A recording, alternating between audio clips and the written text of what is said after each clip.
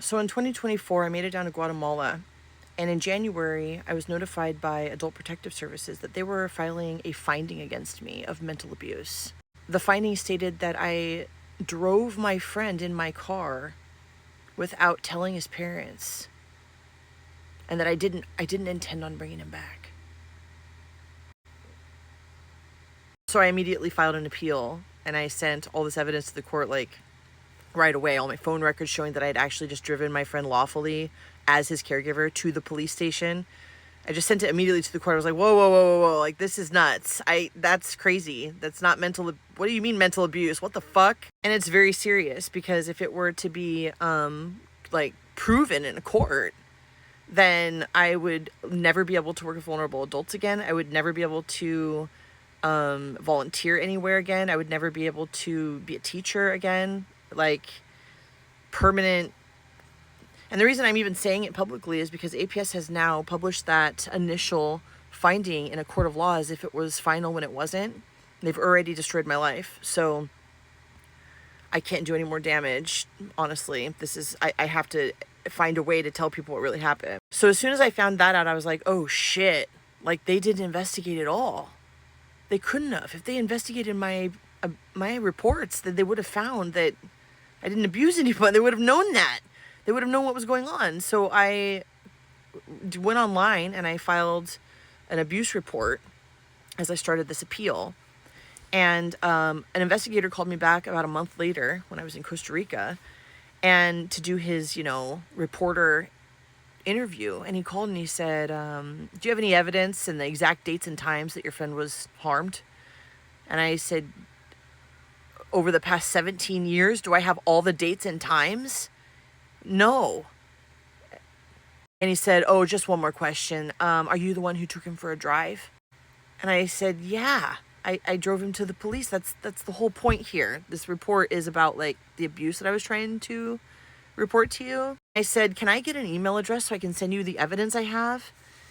And he just didn't speak. He was just silent on the phone. And I said, can I get your supervisor's name and number? And he said, yeah, okay, and hung up on me.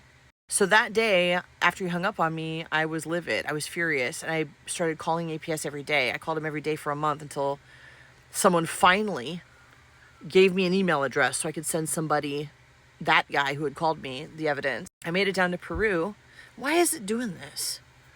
I made it down to Peru, and I spent 5 months, almost the whole time, in my room that I'd rented, just collecting evidence. I went in and got all my phone records, the CAD logs from me calling 911, witness statements from people I had told about the abuse, attorneys I had contacted, emails I had sent them saying I need help, my APS calls,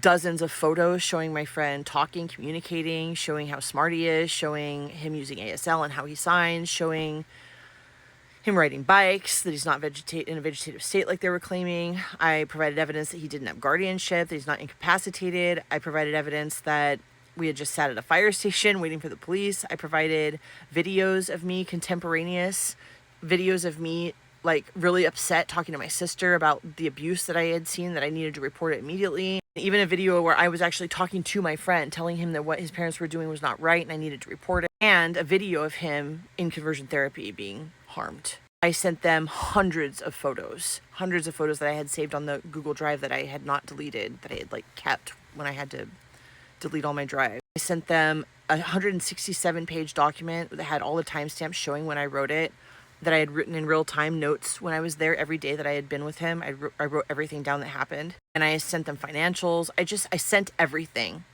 proving everything that I had reported. And no one ever contacted me. They did nothing. After a few months, I kept emailing them. I kept saying, look what's going on.